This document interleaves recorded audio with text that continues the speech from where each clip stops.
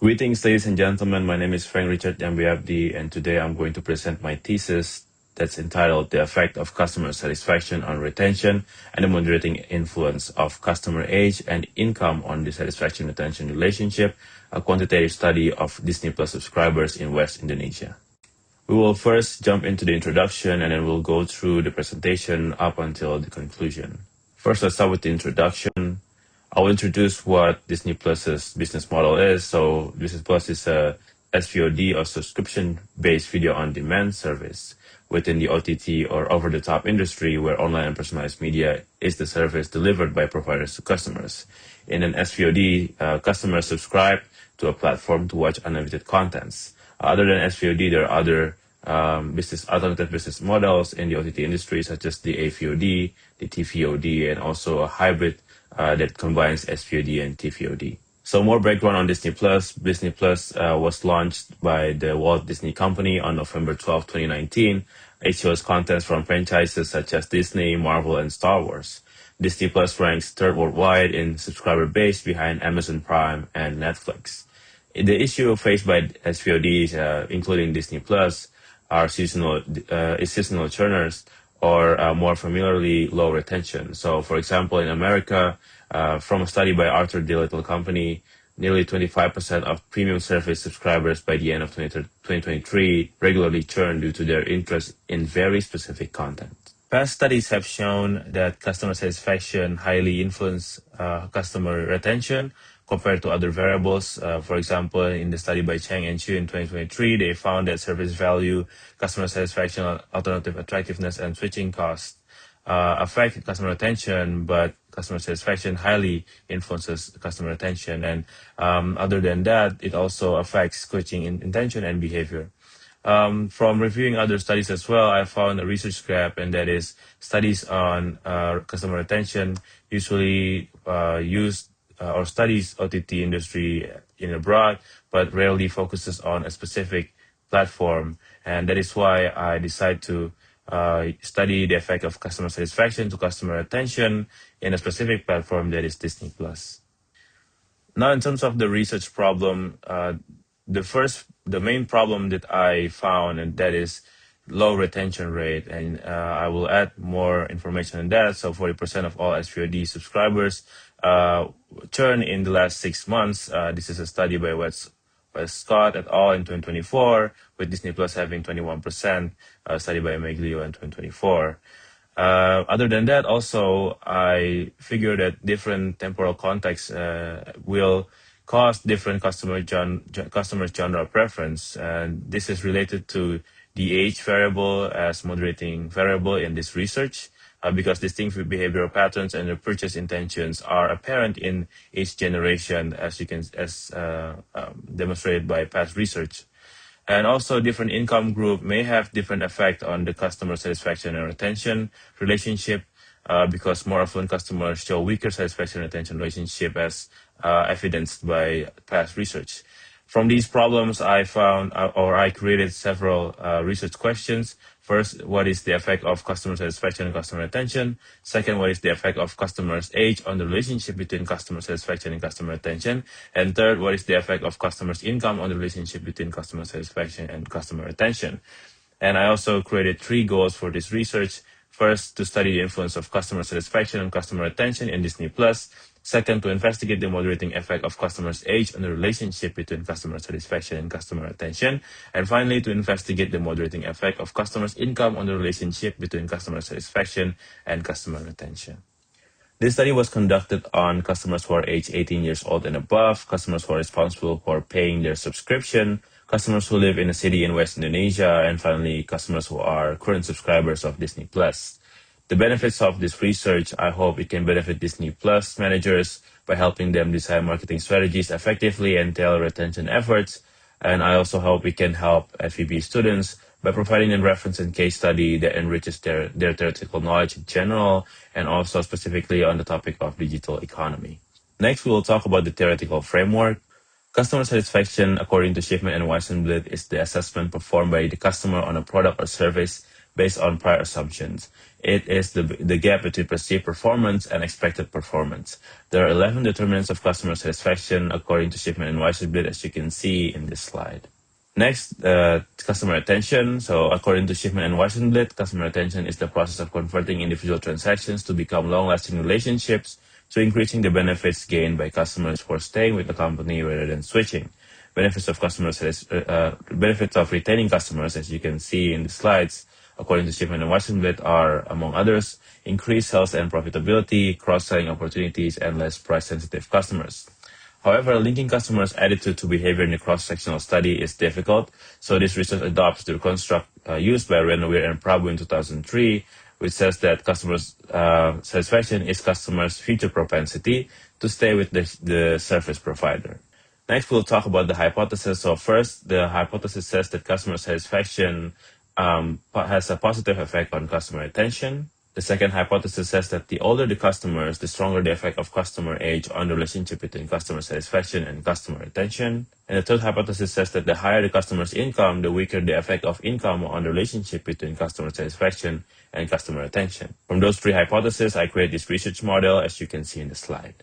Next, we'll talk about methodology. In terms of the research design, this study has one dependent variable, which is customer satisfaction, one dependent variable, which is customer retention, two moderating variables, which is customer age and income. Also for methodology, this is a quantitative study with the time horizon being cross-sectional. The aim of the study is descriptive, and the instrument used is online questionnaire via Google Form. The measurements for customer satisfaction and customer retention uses 7-point Likert type scale, and for the customer age and income uses 7 group options corresponding to the customer retention and customer satisfaction measurement. The population for this study are current Disney Plus subscribers in Java, Kalimantan, and Sumatra. The sample uses a purposive sampling technique, and it follows Cohen's theory formed in 1992 that is formulated into the formula as you can see in the slide.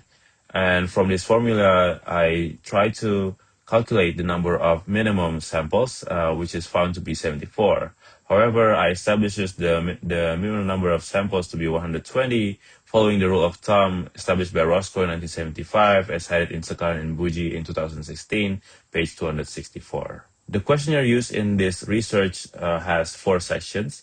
So the first section is the section for screening questions to make sure that respondents are according to the research scope. Then move on to the next section, which is about respondents' profile, that asks questions about age, occupations, and other demographic profiles, as well as customers' motivation in using Disney Plus and also their perception of Disney Plus's price. Then continue to the customer satisfaction section that asks questions about customer satisfaction, and finally goes to the final section, which is a section about customer retention. This research conducted 2 validity tests. So the first validity test was conducted before data collection.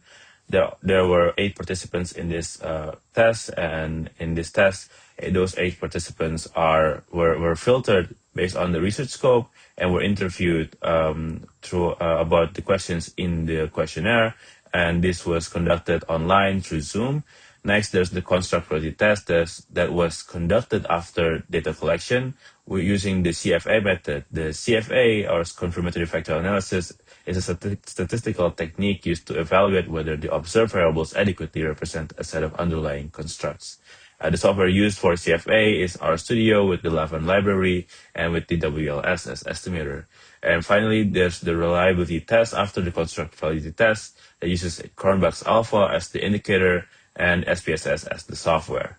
You can see also there's the global indices for construct validity test. There are MCA, SRMR, and CFI according to Rogers 2024. And also there's the indicator for Cronbach's alpha according to Sekaran and Buji 2016. This research will use 2 data analysis techniques. First is the simple regression, which is appropriate when one independent variable is hypothesized to affect one dependent variable, and multiple regression, which is appropriate to test the null hypothesis with moderating variables. These 2 techniques will produce a beta that will be used to determine whether the null hypothesis is rejected or accepted. We can see the null hypothesis statement below and also the rejection rule next to it.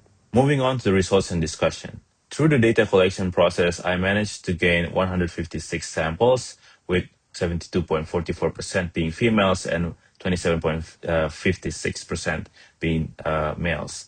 Most of them, most of the samples come from West Java with 48.08%, followed by people coming from Banten and DKI Jakarta and other areas in West Indonesia. The age groups are dominated by people who are aged 25 to 28 years old with 44.23%, and the income groups are dominated with people who have income equal to 3.65 million rupiahs or between 3.65 million and 5.8 million rupiahs. Also, the price perception are heavily dominated by people who consider the price of Disney Plus as being according to its quality. The CFA result shows that all global indexes are met the minimum threshold. However, for customer satisfaction, the standardized factor loading is low, ranging from 0.086 to 0.388. Despite of this, the items for customer satisfaction will not be removed because they are theoretically relevant. Next, we'll talk about the reliability test, which uses Cronbach's alpha as the indicator. For customer satisfaction, the Cronbach alpha is lower than the threshold, but for the customer attention, it is higher than the threshold. This is also shown in the inter-item correlations. The inter-item correlation shows that customer satisfaction has its inter-item correlation ranging from 0.21 to 0.4. Despite of this, the items for customer satisfaction will not be removed because the interview during the content quality test shows that there were no concerns about the reliability of customer satisfaction's measurement. Moving along to the first hypothesis that says customer satisfaction has a positive effect on customer attention, the result of the simple regression shows that the customer satisfaction indeed has a positive 0.27 effect on customer satisfaction, and it is significant. As a result, the H1 null hypothesis is rejected, and the alternative hypothesis is accepted. Next, the hypothesis for hypothesis 2, the older the customer, the stronger the effect of customer age and the relationship between customer satisfaction and customer attention, shows that customer's age has non-significant negative effect. So as a result, the H2 null hypothesis is accepted, but the alternative hypothesis is rejected. Then the third hypothesis, which says that the higher customer's income, the weaker the effect of income on the relationship between customer satisfaction and customer attention. The result shows that customer income has non-significant negative effect on the relationship between customer satisfaction and customer attention. So the H3 null hypothesis is accepted, but the alternate hypothesis is rejected. So from the results, we then move on to the discussion. So first, the customer satisfaction has a positive effect on customer attention, despite of the weak reliability and factor loadings. This link is supported by extensive past research on satisfaction attention relationship. Next, the non-significant negative effect of age on the satisfaction-retention relationship might be caused by the unbalanced sample's age composition and the ceiling effect in the customer satisfaction responses. As you can see, 44.23% of respondents were aged 25 to 28 years old, and most respondents rate their satisfaction high at 6.109 on average. And finally, the non-significant negative effect of income on the satisfaction-retention relationship might be caused by homogeneous distribution of income. Disney Plus is priced at an affordable range, and the ceiling effect. As you can see, 86.54% of respondents says that the price is according to quality, and 74% of respondents are in the middle income group, ranging from 3.65 million to 11.9 million rupiahs. So conclusion. First, customer satisfaction positively and significantly affect customers' attention. Second, age has a non-significant negative effect on the relationship between customer satisfaction and customer attention. And third, income negatively but non-significantly affect the relationship between customer satisfaction and customer attention. From these conclusions, from this research, I recommend for Disney Plus managers to continuously evaluate current surveys in order to increase customer satisfaction, which eventually increases customer attention. And for future studies, they should increase the number of independent variables that affect customer attention and try to compare customer behavior between different geographic regions. For example, West versus Central and versus East Indonesia. That concludes my presentation. Thank you for listening.